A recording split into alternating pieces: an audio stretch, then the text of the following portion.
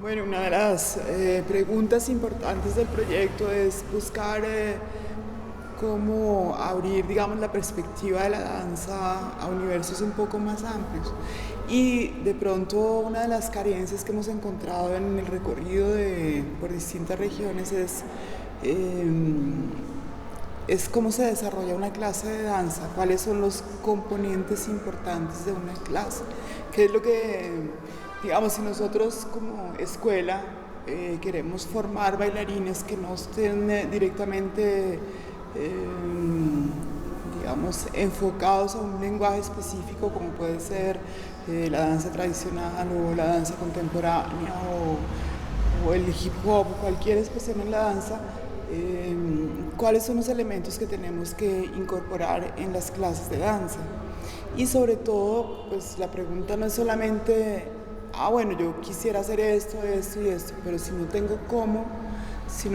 cómo acceder a esa información, pues me da lo mismo. Es decir, si cada escuela quiere formar bailarines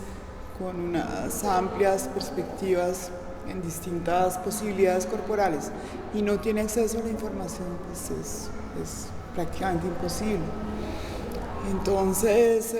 la aproximación que hemos hecho ha sido la de explorar cómo desde la creación o desde el juego se puede llegar digamos, a la formulación o a estructuras de movimiento que puedan ir componiendo una estructura de clase. Es decir, si yo quiero que mis estudiantes aprendan a girar, entonces, ¿cómo hago para poder instalar ese concepto en el cuerpo? O sea, ¿cómo puedo ir buscando que los cuerpos accedan a esa formación a partir de elementos que el maestro mismo pueda observar, concluir y dibujar, ¿no? Está difícil ponerse en la tarea de crear estructuras de movimiento para la clase. Una de las riquezas para nosotras, digamos, como proyecto, como ADRA, digamos, es la de justamente ponernos esas preguntas y encontrar rutas, ¿no? Es decir, atrevernos a enunciar conceptos, explorar y ponerlos en práctica. Entonces la pregunta digamos que siempre dejamos la creación como un resultado final, una estructura que se presenta, que se va, digamos, desarrollando como proceso de formación, pero digamos como una consecuencia directa de procesos de sensibilización o pasando por la técnica hacia la creación. Entonces aquí hemos hecho el camino inverso, es decir, cómo desde ejercicios de sensibilización y de juego podemos tomar elementos que nos sirvan para desarrollar la técnica. Entonces eso ha sido una experiencia muy interesante acá y la hemos trabajado con niños, con los semilleros, con el grupo de los niños, de los jóvenes y también con el grupo de los maestros. En la conversación que hemos tenido con el director del Instituto de Cultura y el director de las escuelas, hemos tratado de enfocarnos bien en cuál es el propósito formativo de la escuela y nosotros desde ADRA cómo podemos fortalecer ese propósito, porque definitivamente no tiene sentido plantear proyectos pedagógicos que no tengan una relación directa con el lugar donde estamos trabajando. Ellos nos planteaban, digamos, como responsables, directivas del instituto, que uno de los pilares fundamentales de la escuela es la formación de valores. De acuerdo a los directivos que son Jimmy y Pedro, entonces nos dicen que lo que más les interesa a ellos es formar jóvenes, es decir, que la danza contribuya a formar a nivel de valores, a formar jóvenes que se comprometan, digamos, a nivel personal con una relación con los demás que sea positiva, digamos, y que tenga en claro un compromiso con la identidad de Zipaquirá. Dicen, por ejemplo, que Zipaquirá es un lugar que no se conoce en general, sino por las minas de sal. Entonces, que están muy interesados en que se fortalezcan los caminos de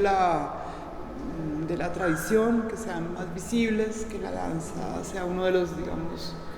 diría yo, que sea visible desde las raíces de la tradición en Zipaquirá. Mi componente en este espacio en Zipaquirá ha sido sobre todo, digamos, la investigación, si queremos hablar de investigación, pero sobre todo como buscar un espacio de una conciencia de la necesidad de estudiar sobre el propio cuerpo, es decir, de darse tiempo de comprender qué es lo que pasa en el cuerpo cuando yo estoy trabajando en la danza, o cuando estoy simplemente respirando, es decir, como darse el tiempo del silencio, de la escucha en ese sentido de investigar, más bien como estudiar qué es observar, darse el tiempo de estudiar desde el cuerpo esa anatomía experiencial. Este módulo, digamos, la intención ha sido eso. Y yo creo que es un componente de investigación importante que pasa realmente es por la propia escucha, por darse el tiempo de pasar realmente por uno mismo, de comprender qué está pasando con su propio cuerpo, cada uno, y de sacar conclusiones, de emitir conceptos, ¿no? De atreverse a decir, yo pienso que es esto, y lo que pasa en mi cuerpo es esto, y lo que pasa en los cuerpos de los demás es esto, y yo cómo podría formular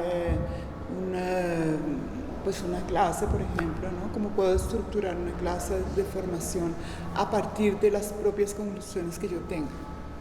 Tenemos un componente de creación que hemos desarrollado con los semilleros, estamos desarrollando con este grupo de maestros también.